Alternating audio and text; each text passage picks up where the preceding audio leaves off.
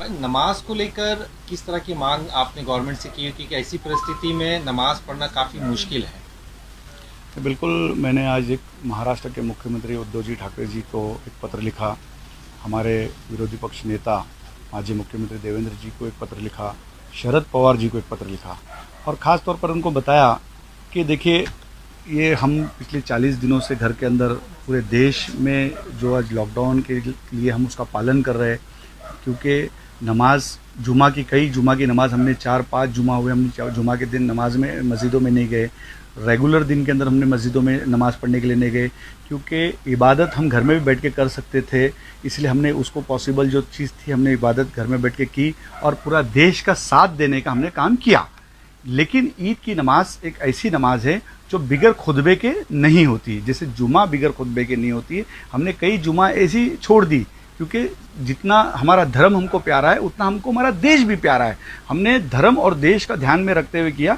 लेकिन महाराष्ट्र के हमारे जो सेकुलर मुख्यमंत्री है उनको मैंने कहा, और इस मंत्रिमंडल में कई मुस्लिम मंत्री है, उन मंत्रियों को भी कहा कि उन मंत्रियों को भी नमाज पढ़ना होगा। तो देश की जनता, महाराष्ट्र की जनता खास तौर पर इस चीज़ के ऊपर इतना मतलब सोच में सुबह से लेकर शाम तक के कई उलमाओं का मुझे फ़ोन आता है, कई महाराष्ट्र के कई कोने से 36 के 36 जिले पे मुस्लिम भाइयों के फ़ोन आते, कई मुस्लिम बुजुर्गों के मुझे फ़ोन आते कि ईद की नमाज का हजिया रफ़ा शेख किस तरीके से आप हम इंतज़ाम करेंगे, सरकार से आप क्या बात करेंगे। इसलिए मैं आज महाराष्ट्र के मुख्यमंत्री उद्धव जी ठाकरे साहब को मैंने एक पत्र लिखा और उनको कहा कि साहब, मैं एक ऐसा सुझाव देता हूं, मुझे ऐसा लगता है कि ऐसा होना चाहिए, और सभी मुस्लिम मंत्रियों ने, सभी मुस्लिम लीडरों ने माननीय मुख्यमंत्री जी से बात करके ये करना चाहिए कि जैसे हॉस्पिटल के अंदर एक डॉक्टर पेशेंट के पास जाता है पीपी किट पहन के, उसको कोई बीमारी नहीं होती है, वो अपना बचाव कर सकता है। अगर कोई मरीज़ जिसकी डेथ हो जाती है तो वो मरीज को छोड़ने के लिए वो जो लोग डॉक्टर्स वगैरह जो टीम जाती है कब्रिस्तान तक जाती है, वो पीपी किट पहन के जा सकती है। इसका मतलब पीपी किट पहनने से वो उसको सेफ्टी है, वो कोई प्रॉब्लम नहीं हो सकता, वो अपना बचाव कर सकता है।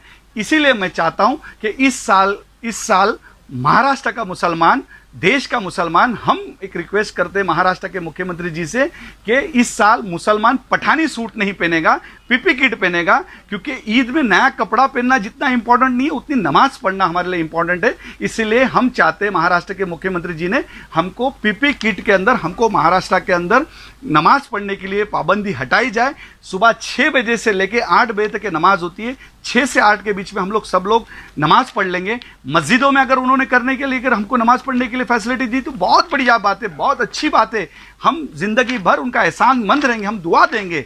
लेकिन अगर कभी उसमें नहीं पॉसिबल हो सकता, कम से कम हमको मैदान अवेलेबल करके, जैसे आज़ाद मैदान हो गया, शिवाजी पार्क का ग्राउंड हो गया, सोमैया ग्राउंड हो गया, ऐसे ग्राउंड करके दिया जाए। दूसरी एक बात, कई महाराष्ट्र के ऐसे जिले हैं जहां कोरोना वायरस का कुछ मामला नहीं है, तो उधर पे भी थोड़ी छूट कलेक्टरों ने देना चाहिए और सरकार ने उनको आदेश देना चाहिए। कम से कम हम ईद के नमाज से महरूम नहीं रहेंगे।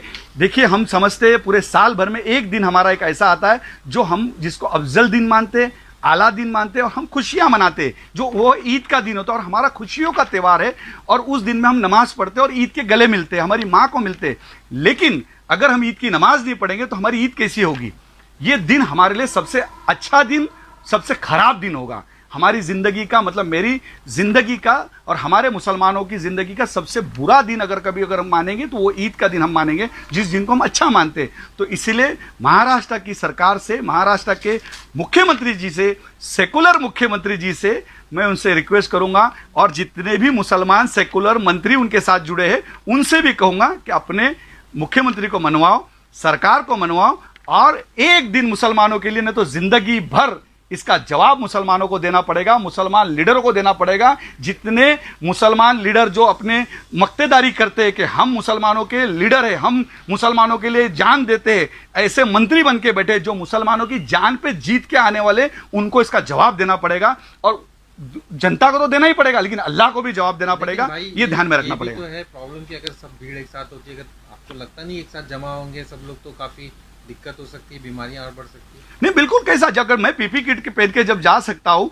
हॉस्पिटल के अंदर, डॉक्टर्स अगर पीपी किट पहन के सेफ महसूस कर सकता है, तो हम सबको इतना करेंगे जो जो जगह पे, जहां जहां मस्जिदों में, जहां जहां ईदगाहों में, जहां जहां मैदानों के अंदर जो जो कमेटी इस चीज को ऑर्गेनाइज करेगी, उस कमेटी की जिम्मेदारी होगी कि बिगर पीपी किट के वो मैदान में दाखिल ना हो, बिगर पीपी किट के वो नमाज पढ़ने नहीं जाएगा। हमको तो नमाज पढ़ना है, सुबह के वक्त हम जाके 5 मिनट नमाज पढ़ेंगे, गरीब से गरीब आदमी नमाज पढ़ सकता है। और इस साल हम पीपी किट पहन के नमाज पढ़ने जाएंगे। अगर नए कपड़े अगर हमने 1 साल नहीं खरीदा तो क्या फर्क पड़ता है, लेकिन नमाज से तो हम कम से कम महरूम नहीं होंगे। और इस साल हम जैसा रेगुलर जिस तरीके से हर साल मनाते उसी तरीके से हम इस साल भी ईद मना सकते हैं।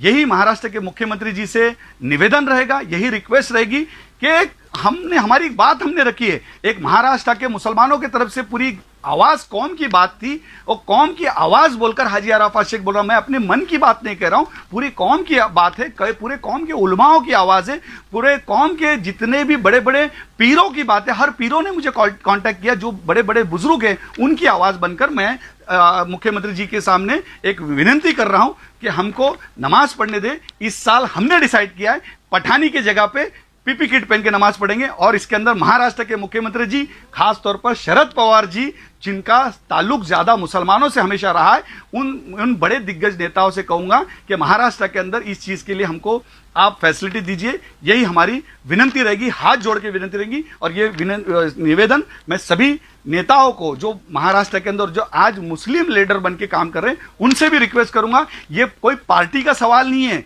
ये हमारी कौम की बात है। हर मुसलमान लीडर, मैं समझता हूं कि जितने मंत्री बने हुए कि वो नमाज नहीं पढ़ने वाले, उनको भी नमाज पढ़ना है। तो अगर वो इस साल अगर वो खुद नमाज से महरूम रहे और वो ये चीज नहीं कर पाए, अपने खुद की भी नमाज अगर वो नहीं पढ़ सके, तो मुझे लगता है कि उनका मंत्री बन के भी कोई फायदा नहीं होगा। आज बहुत सारी चीजें बातें करने के लिए, बहुत सारी चीजें इंशाल्लाह ताला बहुत बातें हैं, हम जरूर आगे बहुत सारी चीजें करेंगे, बहुत सारे गिले हैं, बहुत सारे शिकवे, लेकिन आज ये सब टाइम नहीं है। आज सिर्फ एक ही चीज है कि हर मुसलमान लीडर ने जो साथ में महाराष्ट्र के मुख्यमंत्री जी से जुड़ा हुआ है, जो उनके साथ करीब है, उन सब मंत्रियों से कहूंगा, उन सब लीडरों से कहूंगा, आप उनके साथ बात कीजिए। मैं तो कर ही रहा हूं, मैं खास तौर पर देवेंद्र फडणवीस साहब से कहूंगा, मेरे पार्टी की ओर से कहूंगा कि मैं पूरे मुसलमानों की आवाज बन के देवेंद्र फडणवीस साहब से कहूंगा कि आप महाराष्ट्र के मुख्यमंत्री से बात कीजिए और हमको पीपी किट के अंदर हम उसका लॉकडाउन का पालन करेंगे, कहीं पे भी उसका फज्जा उड़ने नहीं देंगे, कोई तकलीफ होने नहीं देंगे। और एक इस चीज जितना हम हमारे धर्म को चाहते हैं, हमारे देश को भी हम चाहते हैं, बिल्कुल उसका पालन रखते हुए और सिर्फ देश और दुनिया के लिए उस ईद के मैदान के अंदर हम दुआएं करेंगे। अल्लाह ने चाहा तो वो दुआओं की बरकत से इस देश से कोरोना बीमारी बिल्कुल हट जाएगी। यह मैं आपके सामने चैनल के माध्यम से विनती करना चाहता हूं। जय हिंद, जय महाराष्ट्र, खुदा हाफिज।